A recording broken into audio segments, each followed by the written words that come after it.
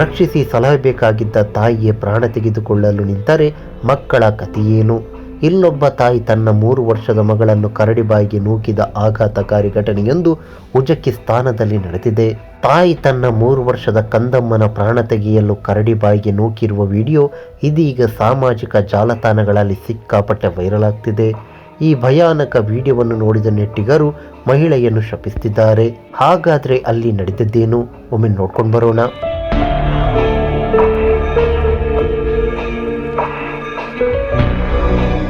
ಉಜ್ಬೆಕಿಸ್ತಾನದಲ್ಲಿ Tashkent ಮೃಗಾಲಯಕ್ಕೆ ತಾಯಿ ತನ್ನ ಮಗಳೊಂದಿಗೆ ಬಂದಿದ್ದಾಳೆ.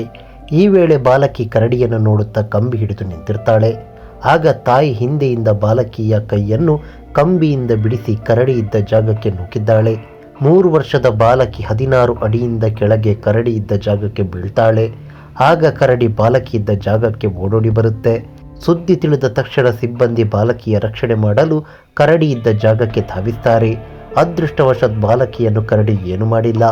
ಮೇಲಿಂದ ಬಿದ್ದ ಕಾರಣ ಬಾಲಕಿಗೆ ಸ್ವಲ್ಪ ಗಾಯವಾಗಿದೆ ಎಂದು ಅಧಿಕಾರಿಗಳು ತಿಳಿಸಿದ್ದಾರೆ.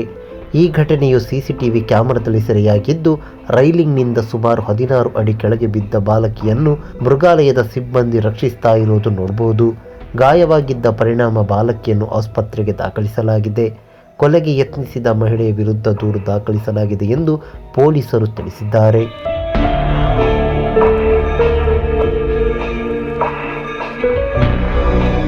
ಈ ಮಾಹಿತಿ ನಿಮಗೆ ಇಷ್ಟವಾಗಿದ್ದರೆ ಲೈಕ್ ಮಾಡಿ, ಶೇರ್ ಮಾಡಿ, ಹಾಗೆ ನಮ್ಮ ಕೋಸ್ಟಲ್ ಕನ್ನಡ ಯೂಟ್ಯೂಬ್ ಚಾನಲ್ಗೆ ಸಬ್ಸ್ಕ್ರೈಬ್ ಮಾಡಿ.